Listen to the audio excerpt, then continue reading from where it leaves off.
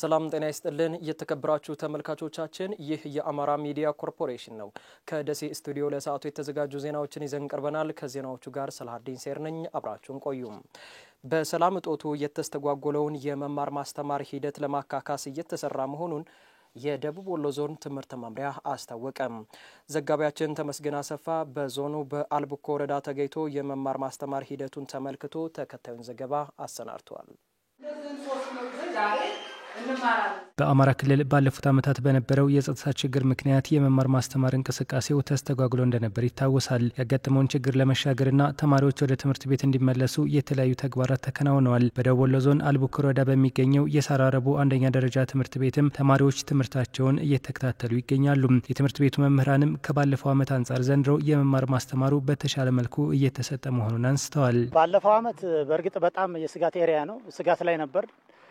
እንደዚሁ እየዘጋን እየተመለስን ልጆቻችንን በስጋት ነው ሲማሩ የነበረው። በአቅራቢያችን ነበረ ሁከት የነበረው ጦርነት የነበረው። ዘንድሮ ግን በተሳካ መልኩ እስካሁን ምንም ነገር ሳይረብሸን ያው ሌት ተቀን ተማሪዎቻችንን በቲቶር እየደገፍን እየሰራን ያለ ነው። ባለፈው ግን ያው ብዙ ትምህርት ቤቶች ተዘግተውብናል። ተማሪዎች በረብሻው ምክንያት ከትምህርት ገበታቸው እየተቋረጡ ወደ ከተማ እየተሳደዱ ሻይ ቤት እየተቀጠሩ ህይወታቸው ተለያየ ነገር ሆኖ እያየን በጣም እያዘንን ነው። ዘንድሮ ግን በመከፈቱ የተወሰኑ ተመልሰውልናል። አሁንም ይቀራል። ከባለፈው ዓመት በዘንድሮ ዓመት በጣም የተሻለ ነው። እኛ እዚህ ያስተማር ጉድኝት ነንኛ የጉድኝት ማዕከላችን ራሱ የተዘጋለ አብረውም ማለት ነው። እኛ ማዕከሉ ብንሆንም በእኛ ጋር ያሉ ቅርንጫፎች ተዘግተውባቸው ነበር። ዘንድሮ ግን ሁሉም እነዛም የተዘጋው ትምህርት ቤት አካባቢ ራሱ እያስተማሩ ነው። እየተሻለ ነው። ትምህርት ከፖለቲካ ነጻና ገለልተኛ ነው ያሉት መምህራኑ የመማር ማስተማሩ በተሻለ ሁኔታ እንዲቀጥልም ጠይቀዋል። ማንም ቢሆን መማር ማስተማሩን መከልከል የለብንም። እኛ ልጆቻችን ተማሪዎቻችን ትምህርት ባለመማር እየሞቱብን ነበር። አሁን ግን ዘንድሮ በመከፈቱ ሁሉም ትምህርት ቤት ተከፍቶ በማስተማራችን በጣም ደስተኛ ነኝ። ይሄ ተጠናክሮ እንዲቀጥልልን በጣም እኔ አደራ እላለሁ። ማንኛውም ህፃን ከትምህርት ገበታው ላይ እንዲቋረጥ አንፈልግም። አሁን ጸጥታ በሌለበት አካባቢ ራሱ ጸጥታ እንዲኖር ቢደረግልን። ተማሪ ኢማን መሐመድ በሳራረቡ አንደኛ ደረጃ ትምህርት ቤት የ8ኛ ክፍል ተማሪ ስትሆን የባለፈውን ዓመት ችግር አስታውሳ ዘንድሮ ትምህርቷን በሰላም እየተከታተለች ስለመሆኗ ነግራናለች። ከመስከረም ጀምሮ እስካሁን ባለው የትምህርት ሂደት ደህና ነው። በጥሩ ሁኔታና በላቀ ሁኔታ እየተማርን ነው። መምህሮቻችንም በተሻለ ሁኔታ ያገዙንና እኛም እነሱ ያሉንን በማድረግ ትምህርታችንን እየተከታተልን ነው። በጥሩ ሁኔታ ወደ ቀጣይ ትምህርት እንደምናልፍ ተስፋ አደርጋለሁ። በትምህርት ዘርፉ በባለፈው ዓመት ያጋጠመው ችግር በዚህ ዓመት እንዳይደገም ባለድርሻ አካላትን በማስተባበር በተከናወነው ስራ በደቡብ ወሎ ዞን በሚገኙ ትምህርት ቤቶች የመማር ማስተማር ስራ እየተከናወነ መሆኑን የዞኑ ትምህርት መምሪያ ኃላፊ አለምነው አበራ ገልጸዋል። 110 ቅድመ አንደኛ ደረጃ ትምህርት ቤቶች አሉ። 1285 አንደኛ ደረጃ ትምህርት ቤቶች አሉ። 72 ደረጃ ትምህርት ቤቶች አሉ። ደስ የሚለው በሁሉም ትምህርት ቤቶች ምዝገባ ተካሂዷል። ከ1285 ትምህርት ቤቶች በዚህ ሳምንት ሰኞ የሚከፈቱ 5 አሉ። በ1210 ትምህርት ተጀምሯል። እነዚህ ትምህርት ቤቶች ካምፕ የነበሩና ማህበረሰቡ ውስጣቸውን እያጸዳና እያደሰ ዘጌት ያሉ ናቸው እንጂ ሁሉም ትምህርት ቤቶች ላይ መማር ማስተማሩ ተጀምሯል ማለት ነው። ይሄ የተመዘገበ ተማሪ ወደ ክላስ ገብቶ በመማር ገር ከ90% በላይ ተማሪው አሁን ክፍል ውስጥ ይገኛል ማለት ነው። ማህበረሰቡ ትምህርት እንዲጀመር እያደረገ ላለው አስተዋጽኦ ያመሰገኑት ኃላፊው ስራው ተጠናክሮ እንዲቀጥልም ጠይቀዋል። የተማሪዎች ምገባ ፕሮግራም በተማሪዎች የትምህርት አቀባበል ላይ አዎንታዊ ሚና እየተጫወተ መሆኑን መምህራን ተናገሩ። በደሴ ከተማ የ2018 የትምህርት ዘመን የተማሪዎች ምገባ ተጀምሯል። የምገባ መርሃ ግብሩ ተደራሽነትና ቀጣይነት እንዲኖረው ማህበረሰቡ ድጋፍ እንዲያደርግ ተጠይቋል። ፊኒክስ ሀየሎም ተጨማሪ ዘገባ አላት። የደሴ ከተማ አስተዳደር የ2018 ዓ.ም የተማሪዎች ምገባ ማስጀመሪያ መርሃ ግብር አካሂዷል። የሮቢት አጠቃላይ አንደኛና መካከለኛ ደረጃ ትምህርት ቤት ርዕሰ መምህር መሐመድ ኢማም የምገባ መርሃ ግብሩ በመማር ማስተማር ሂደቱ ላይ ትልቅ አስተዋጽኦ አለውም ብለዋል። በ2016 ነው እንደኛ ትምህርት ቤት የተጀመረው። አሁን ለ3ኛ ዓመት ነው። ተማሪዎች ተረጋግተው እንዲማሩ ይረዳል። በተለይ እዛ አካባቢ ትንሽ የሚቸገሩ ማህበረሰቦች አሉ። ቁርስ ሳይበሉ የሚመጡ ተማሪዎች አሉ። እነዚህ ተማሪዎች አሁን በመማር ማስተማሩ ላይ ከፍተኛ ለውጥ አላቸው። ይከታተላሉ። አቋራጭ ተማሪ ይገታል። ከፍተኛ ለውጥ አለው ምገባ በመጀመሩ ማለት ነው። የተስፋ ድርጅት ደሴ ቅርንጫፍ ትምህርት ቤት ስራ አስኪያጅ ተስፋዬ መከተ በምገባ መርሃ ግብሩ 5000 የሚጠጉ ተማሪዎችን ተጠቃሚ ማድረግ ስለመቻሉ ተናግረዋል። ድጋፉ የተገኘው ከደሴ ከተማ አስተዳደር ነው። በቀጥታ ሌሎች ደግሞ እንደዚህ ወደ 2000 ተማሪዎች የሚጠጉ ተማሪዎችን የምንመግብበት ደግሞ ከቻይና ፋውንዴሽን የተገኘ የገንዘብ ድጋፍም አለና በዚህ ሰዓት በአራት የመንግስት ትምህርት ቤቶችና በእኛ በራሳችን በተስፋ ድርጅት ትምህርት ቤት ላይ አጠቃላይ ወደ 5000 የሚጠጉ ተማሪዎችን የምሳ አገልግሎት እየሰጠን እንገኛለን። የደሴ ከተማ አስተዳደር ትምህርት መምሪያ ኃላፊ አቶ ፍቅር አበበ በ2018 ዓ.ም 23000 ለሚሆኑ ተማሪዎች የምገባ አገልግሎት ለመስጠት አቅደናል ብለዋል። በ2018 ዓ.ም እንደ ደሴ ከተማ በጠቅላላው ወደ 33000 ተማሪዎችን መመገብ ይጠበቅብናል። ነገር ግን ካለው አቅምና ከምንሰራው ካለን ሀብት አኳያ 23000 ተማሪዎችን አገልግሎት የምገባ አገልግሎት ለመስጠት አቅደናል። የደሴ ከተማ አስተዳደር ተቀዳሚ ምክትል ከንቲባ ሳሙኤል ሞላልኝ ከተማ አስተዳደሩ ለመጀመሪያው ዙር የምገባ አገልግሎት 25 ሚሊዮን ብር በጀት መመደቡን ገልጸው ለምገባ መርሃ ግብሩ መሳካት የማህበረሰቡ እገዛ ያስፈልጋልም ነው ያሉት። የተማሪ ምገባ ላይ መስራት ትውልድ ላይ መስራት ነው። የትውልድ ግንባታ አንዱ አካል ነው። እነዚህ ልጆች አድገው ኢትዮጵያን ነው የሚረከቡ። ስለዚህ ይህን ስራ ለመስራት በከተማ አስተዳደራችንን እንዲሁም አጋር አካላት የምንላቸውን ሊያግዙን የሚችሉ የማህበረሰብ ክፍሎች ባለሀብቱን፣ ህብረተሰቡን እና ልዩ የተራድኦ ድርጅቶችን ጭምር በመጋበዝ እንዲሁም ከተማ አስተዳደሩ ደግሞ ከበቂ በላይ በጀት በመመደብ ዘንድሮ የተሻለ ስራ ለመስራት አቅደን ተነስተናል ማለት ነው። በዚህ አጋጣሚ ለህዝባችንን መልእክት ማስተላለፍ የምፈልገው አንድ ሰው አንድ ታዳጊ ተማሪ መርዳት አለበት። ይሄ የሞራል ጉዳይ መሆን አለበት፣ የህሊና ጉዳይ መሆን አለበት። የአማራ ክልል መንግስት በሰሜኑ ጦርነት ጉዳት የደረሰባቸውን አካባቢዎች መልሶ ለማቋቋም ከረጂ ድርጅቶች ጋር እየሰራ መሆኑን የክልሉ ገንዘብ ቢሮ ገለጸ።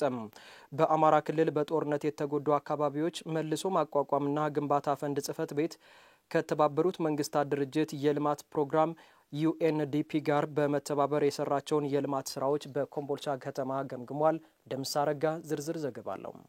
የአማራ ክልል መንግስት በሰሜኑ ጦርነት ጉዳት የደረሰባቸውን አካባቢዎች ከተለያዩ አጋር የልማት ተቋማት ጋር በመተባበር የተለያዩ ስራዎችን እየሰራ ይገኛል። የክልሉ ገንዘብ ቢሮ በክልሉ በጦርነት የተጎዱ አካባቢዎች መልሶ ማቋቋምና ግንባታ ፈንድ ጽሕፈት ቤት ከተባበሩት መንግስታት ድርጅት የልማት ፕሮግራም UNDP ጋር በመተባበር የሰራቸውን የልማት ስራዎች በኮምቦልቻ ከተማ ገምግሟል። ከአሚኮ ጋር ቆይታ ያደረጉ የዞንና የወረዳ ባለሙያዎች በጦርነቱ ጉዳት የደረሰባቸው ተቋማትና ድርጅቶችን በተባበሩት መንግስታት ድርጅት የልማት ፕሮግራም UNDP ተሰርተው በርካታ ተቋማት ለአገልግሎት ክፍት መሆናቸውን ተናግረዋል። ከሰሜኑ ጦርነት በፊት የተቋረጠ የቢሮ ህንጻ ነበረ። እሱ እንዲቀጥል ተደርጎ ግማሹ በመንግስት በጀት ማቺንግ ፈንድ በመያዝ የጋራ ተደርጎ አሁን ከኪራይ አገልግሎት ወደ ራሳችን ቢሮ ገብተን ጥሩ የሆነ የመንግስት አገልግሎት የምንሰጥበት አግባብ እንዲፈጠር ተደርጓል። በዚህ በ2025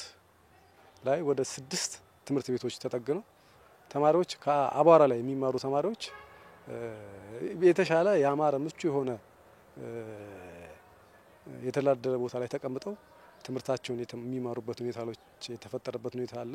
UNDP ፒስ ሰፖርት ፕሮግራም ስለ እውነት ለመናገር አጠቃላይ በጦርነት የተጎዱ አካባቢዎችን መልሶ ከመገንባት ጋር ተያይዞ ተግባራትን የሚፈጽምበት ሂደት ያን ብቻም ሳይሆን በተለይ ስራዎች መሬት ላይ የሚታዩ የሚጨበጥ ተግባር የሚፈጽም ፕሮጀክት ነው። ስለዚህ ይሄ ፕሮጀክት እንደ ባቲ ወረዳ ከፍተኛ ለውጥ እያመጣ ያለበት የመፈጸም አቅም እያሳደገ ያለበት የስራ ተነሳሽነት በሰራተኛው በተለይ አምና የገነባራቸው ቢሮዎች ነበሩ። አሁንም በትምህርት ቤቶች የገነባናቸው ትምህርት ቤቶች ላይ የመምህራንም ጭምር ሰራተኛው ጭምር ተነሳሽ ሆኖ ስራን ለመፈጸም ጥረት እየተደረገ ያለበት ማህበረሰቡ ደግሞ ይህንን ፕሮግራም በበላይነት በአቅሙም በጉልበቱም በገንዘቡም ድጋፍ እያደረገ ያለበት ሁኔታ ነው ያለውና ተጨባጭ የሆነ ለውጥ እያመጣ ያለበት ነው UNDP ፒስ ሰፖርት ፕሮግራም። በክልሉ በተባበሩት መንግስታት ድርጅት የልማት ፕሮግራም UNDP የተሰሩ የመልሶ ማቋቋም ስራዎች የማህበረሰቡ ችግር የሚፈቱና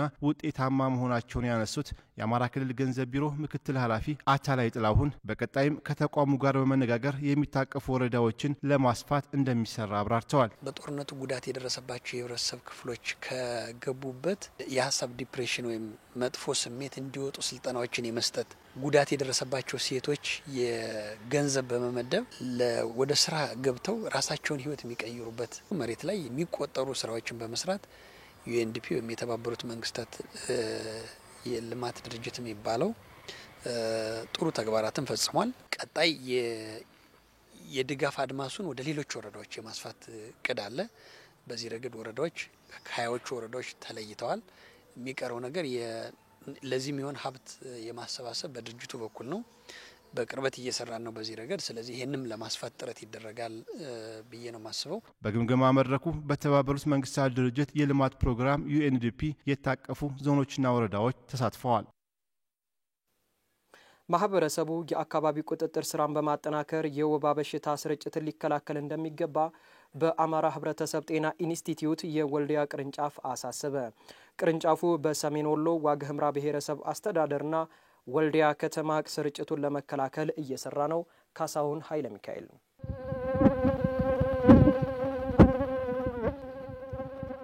የወባ በሽታ በዓለም አቀፍ ደረጃ ገዳይ ከሚባሉ ወረርሽኞች ይፈረጃል። በተለይም ሞቃት አካባቢዎች ላይ የወባ በሽታ በስፋት ይስተዋላል። የወባ በሽታን ስርጭት ለመግታት የአካባቢ ቁጥጥር ስራ በተደጋጋሚ ሊከወን እንደሚገባ ይመከራል። በአማራ ክልል ህብረተሰብ ጤና ኢንስቲትዩት የወልዲያ ቅርንጫፍ ዳይሬክተር ሲስተር ሰላማዊት አያሌው ቅርንጫፉ በሚያካልላቸው ቀጠናዎች በአንደኛው ሩብ ዓመት ብቻ ከ12000 በላይ የወባ በሽታ ታካሚ ወገኖች እንደነበሩ ያስረዳሉ።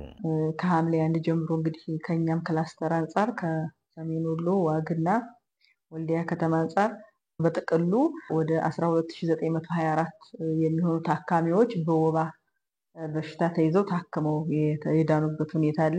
ይሄ የሚያሳየው ያው አሁንም የወባ በሽታ በከፍተኛ ሁኔታ እንዳለ ነው። በክላስተራችን በተለይ የተወሰኑ ከዋግ ወደ 3 ወረዳዎች ላይ ሰሜን ወሎ ደግሞ ወደ 7 የሚሆኑ ወረዳዎች ላይ በከፍተኛ ሁኔታ ስርጭቱ ካሁን ቀደምም የነበረበት አሁንም ያለበት በመጠኑም እንኳን የአካባቢ ቁጥጥር ስራው ተጠናክሮ እየተሰራ የቀነሰ ቢሆንም አሁንም ግን ስጋቶችና በሽታው ያለበት ሁኔታ እንዳለ ማየት ይቻላል ማለት ነው። የበሽታውን ስርጭት ለመግታት ከ3ቱም ክላስተር ጤና መምሪያዎች ጋር በመቀናጀት እየተሰራ መሆኑን የገለጹት ከባለፈው ዓመት ጀምሮ የአርብ እጆች በሚል በጤና ጣቢያ መር በሆነ መንገድ የአካባቢ ቁጥጥር ስራ እየተሰራ ይገኛል። ወባ ሊራባባቸው ይችላሉ ተብሎ የሚታሰቡ ቦታዎችን በመለየት ያው ማዳፈን፣ ማፋሰስ፣ ማጨድ የምንላቸውን የመሳሰሉትን የጤና ባለሙያዎቻችን በአሳተፈ መንገድ ህብረተሰቡ እየሰራ ይገኛል። ይሄም ወደ 39000 ካሬ የሚሆን የአካባቢ ቁጥጥር ስራ ተሰርቷል። ከአካባቢ ቁጥጥር ስራ አልፎም ታሞ የሚመጡትን ሰዎች ደግሞ በስነ ስርዓት አገልግሎት መስጠት ነው። እሱም እንግዲህ በእኛ በክትትልና ድጋፍ የለየናቸው ችግሮች ነበሩ። ከለየነው መካከል አንዱ የላቦራቶሪ ባለሙያዎች የማላሪያ ዲያግኖስቲክ ክፍተት ነበረ። በለየነው መሰረት ወደ 50 የሚሆኑ ባለሙያዎች በሁለት ዙር ስልጠና መስጠት ችለናል። የጤና ትምህርትም እንግዲህ ከ100,000 በላይ የሚሆን የህብረተሰብ ክፍል ከወባ ጋር በተያያዘ የጤና ትምህርት አግኝቷል። በዚህ በመጀመሪያው ሩብ ዓመት ተከታታይነት ያለው በቀጣይ የሚሰጥበት ሁኔታ ይኖራል ማለት ነው። ህብረተሰቡም የቅድመ መከላከል ስራ ሊሰራ እንደሚገባ ሲስተር ሰላማዊት ተሳስበዋል። አጎበር ያለው ሰው ሁሉም መጠቀም አለበት የሚል ነው። የመጀመሪያው አጎበር መጠቀም ነው። ህብረተሰቡ አጎበሩን በደንብ መጠቀም አለበት። በተለይ ነፍሰ ጡር እናቶች፣ የሚያጠቡ እናቶች፣ ከ5 ዓመት በታች የሆኑ ህፃናት አጎበር መጠቀም አለባቸው የሚል ምክረ ሀሳብ አለኝ እንደኔ። ሁለተኛው የአካባቢ ቁጥጥር ስራ አንዳንዴ በዘመቻ ብቻ እየተጀመረ የሚቆም ሳይሆን ተጠናክሮ መቀጠል ነው ያለበት። በሽታው ስርጭቱ እስከሚያቆም ድረስ ሰው እንዳይጎዳ የተጠናከረ የአካባቢ ቁጥጥር ስራ መሰራት አለበት። ከዚህ አልፎ ደግሞ ህመም ካጋጠመ በአቅራቢያ ወዳለ ጤና ተቋም በቶሎ መሄድ አለበት። ቶሎ ሄዶ ህክምናውን ካገኘ መዳን ስለሚቻል፣ በቆየ ቁጥር ግን በጣም የከፋ ጉዳት ያደርሳልና ሰው የወባ ምልክቶችን ህመም ከተሰማው ወደ ጤና ተቋም ሄዶ አገልግሎቱን ቢያገኝ መልካም ነው የሚል ሐሳብ። በቀጠናው የክረምት ዝናብን ተከትሎ እስከ ታህሳስ ወር ድረስ የወባ በሽታ የሚከሰትበት ወቅት መሆኑ ተመላክቷል። ክቡራትና ክቡራን ተመልካቾቻችን ከአማራ ሚዲያ ኮርፖሬሽን ደሴ ስቱዲዮ ለሰዓቱ የተዘጋጁ ዜናዎች የተከታተላችኋቸው ናቸው። ከዜናዎቹ ጋር ሰላሀዲን ሰይድ ቆይታ አደረኩኝ። በያላችሁበት መልካም ጊዜ።